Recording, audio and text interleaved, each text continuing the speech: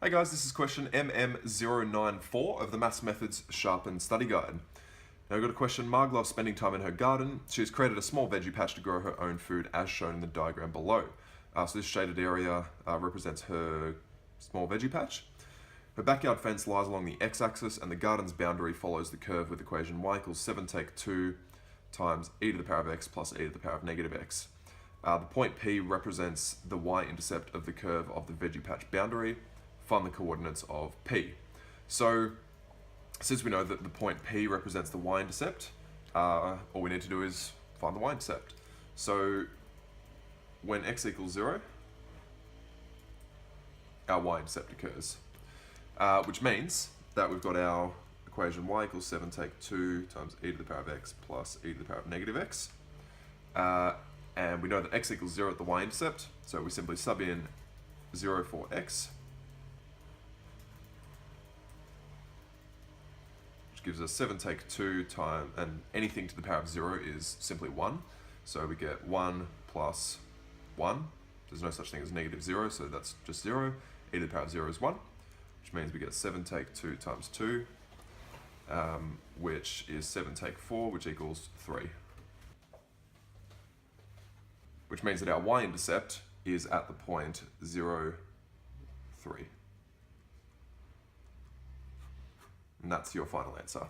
This is not a correct final answer because you need to say what the point is, which is the coordinates of P, which means that P equals 0, 3, and that's your final answer.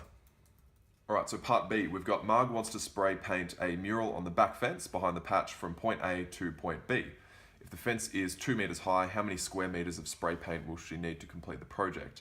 Give your answer in the form A log E of b plus root c over b minus root c, where a, b, and c are positive real numbers. So we've got our graph here. So from here to here is our back fence. And basically, we need to work out the area or square meters of spray paint that she'll need to complete the project, which means that we need to find out what the area of the back fence is at those points. So we know that the back fence is this length, and we also know that it's 2 meters high, which means that our area is going to equal the length times the height of the fence. We don't know what the length is yet, but we know that the height is 2 meters. And that's what we need to find out.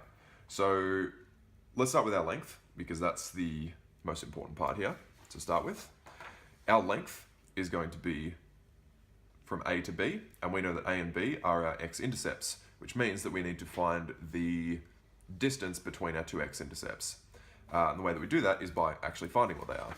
So our x-intercepts occur when y equals 0.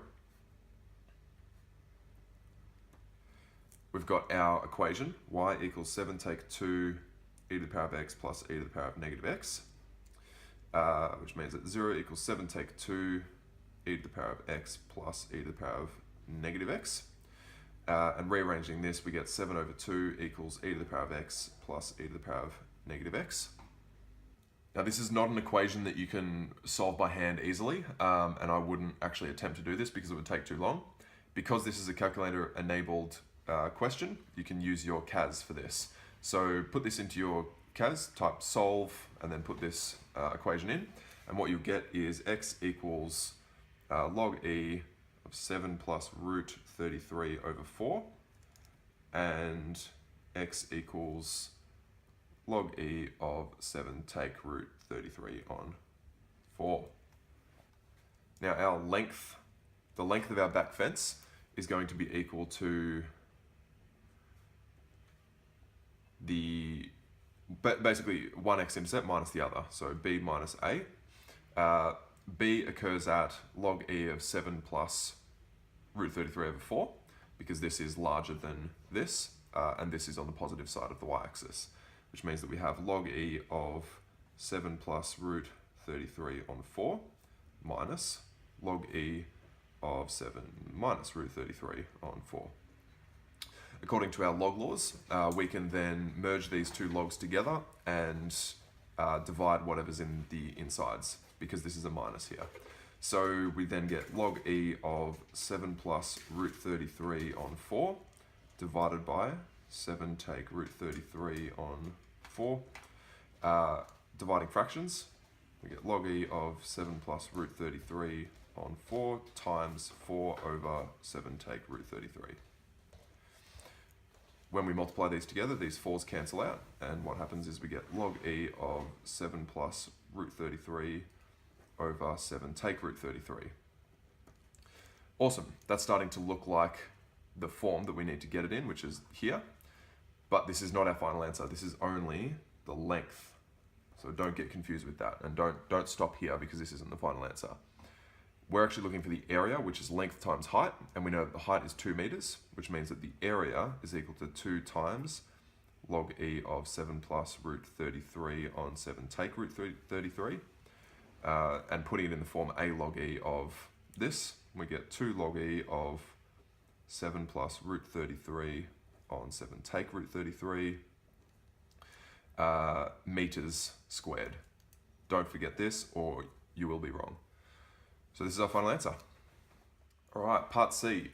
Marg needs to find an approximation to the area of her veggie patch by using rectangles of width 0.5 meters as shown on the diagram below.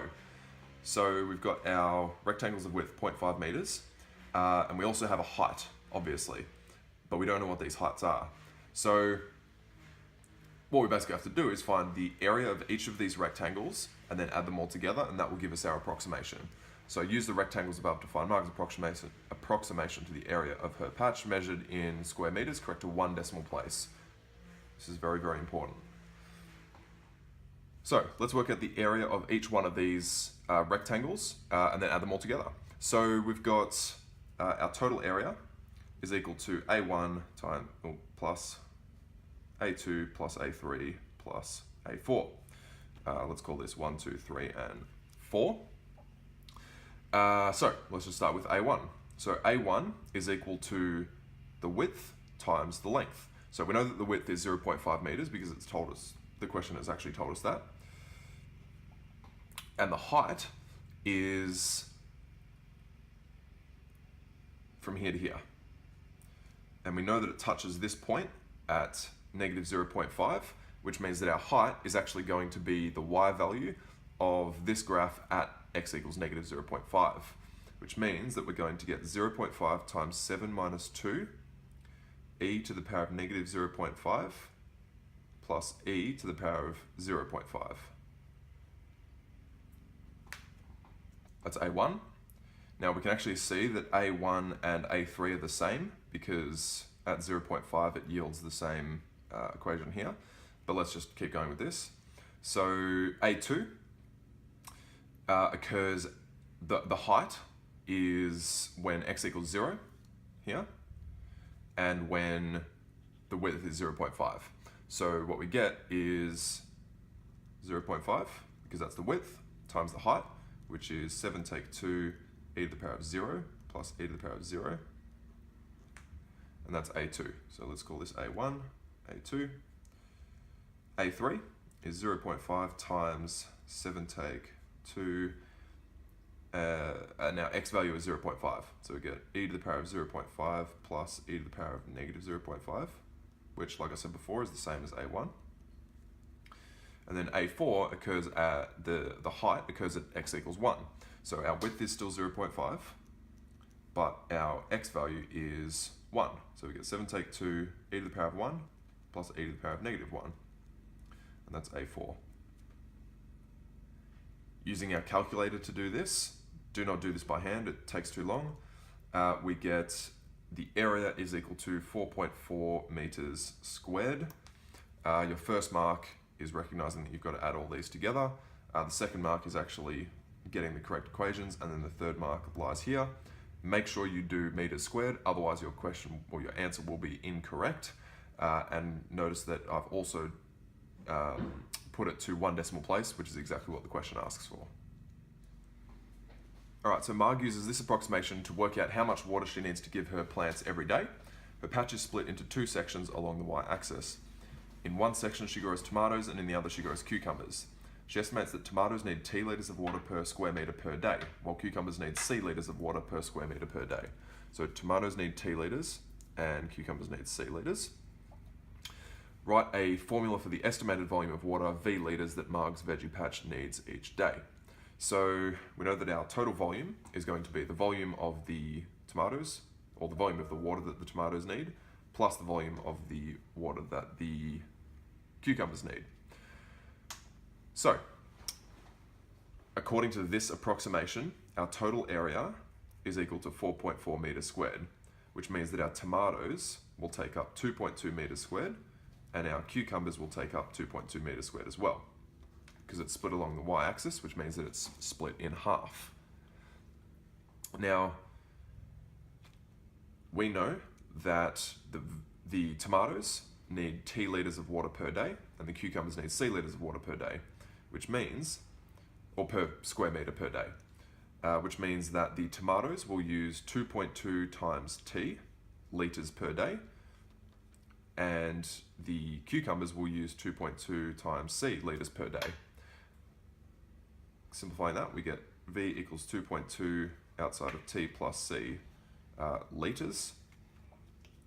Write a formula for the estimated volume of water, V liters, that Marg's veggie patch needs each day. We've written that. So we've got V equals 2.2 times T plus C liters. Again, don't forget the units, otherwise it's incorrect. But this is your final answer. Part DI. Marg attempts to find a more accurate approximation for the area of her patch. She approximates the curve representing the patch boundary with a parabola which passes through the points 0, 3, negative 1, 0, and 1, 0. Marg will use the area enclosed by the parabola and the x-axis as an approximation to the area of her veggie patch. Find the equation of this parabola in the form ax squared plus b. Awesome. So, what's our first thing? We know that we have 3 points, and we know that the regular sort of form for a quadratic is y equals ax squared plus bx plus c. However, because we know the two x-intercepts of this graph, that makes it actually a lot easier. So another form that a quadratic can take is y equals ax plus b x plus c, where the x-intercepts are these two numbers here. Reason being is when you find x-intercepts, you make y equals 0, which means we have 0 equals a x plus b x plus c, which means that these two bits here equals 0, giving us our x-intercepts. So if we know that our x-intercepts are negative 1 and 1, that means that our values here is x plus 1, because if x was negative 1, that would equal 0, and x minus 1, because if x is positive 1, this equals 0. Awesome, which means that y equals a x plus 1 x take 1, and then all we've got to do is sub in this extra point here. So we know that the point is 0, 3, so let's sub that in. Y equals 3, and x is 0, which means we have a times 1 times negative 1, which means that a is equal to negative 3. Sweet. And we already know that b is equal to 1 here, and c is equal to negative 1 here. So we've got y equals negative 3 x plus 1 x take 1, which means that we have y equals negative 3 x squared take 1, giving us negative 3x squared plus 3. And this is in the form that we were asked to get it in. The question asked us ax squared plus b, which means that y equals negative 3x squared plus 3 is our final answer.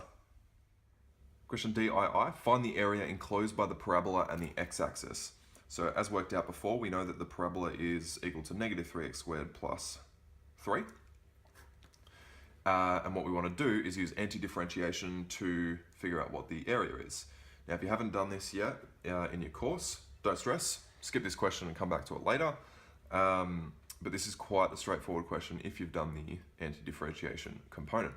So what we need to do is actually figure out where these, or where this equation crosses the x-axis, but we're actually already told that because the question tells us that it comes through negative 1, 0 and 1, 0, which are our two x-intercepts,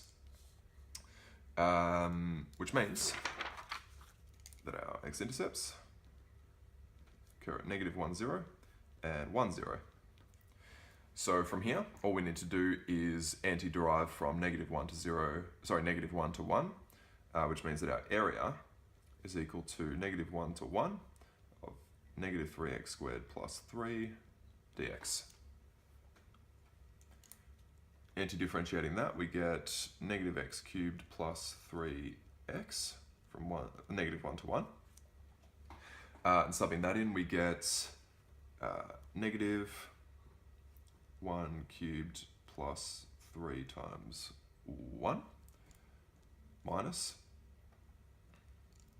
-1 cubed plus 3 -1, like that. From here, be very, very careful with these negatives. There's a lot of negatives being thrown around and it's very easy to make mistakes. But from here we get -1 plus 3 take away 1 take 3, which then gives us -1 plus 3 plus 2, which of course gives us 4 meters squared. This is our final answer. Part E, find the values of k where k is a positive real number for which the equation 0 equals 7 take 2 times ke to the power of x plus e to the power of -x has at least 2 solutions for x. Very, very complex looking question if you haven't done something like it, but whenever I see has at least 2 solutions for x, that's when you know you need to use what's called the discriminant. And if you haven't used the discriminant before, I would definitely try and get confident with that. Basically, let's look at our quadratic formula, which is x equals -b plus minus the square root of b squared take 4ac over 2a. Our discriminant is whatever is under this square root. If the discriminant, so the discriminant is denoted by a triangle. If the discriminant is less than 0, there are no solutions. The reason why is because you can't have a negative number under this square root, so that would just be incorrect and you can't get a solution from that. If the discriminant is equal to 0, we get 1 solution, and the reason why is because if we have the square root of 0, plus minus the square root of 0 is just 0. There's only 1 answer for that, not 2. Whereas if we have a positive number as a discriminant, we have 2 solutions, because if we had a positive number under here, we'd get plus the square root of that positive number and minus the square root of that positive number. So that would get 2 solutions. What we basically need to do is get this equation into a form that looks like a quadratic, solve it as a quadratic, and then find the values for k where the discriminant is more than 0. So first step is we expand all this out. So we have 0 equals 7 take 2 ke to the power of x plus e to the power of -x. Expand it out, we get 7 take 2ke to the power of x take 2e to the power of -x.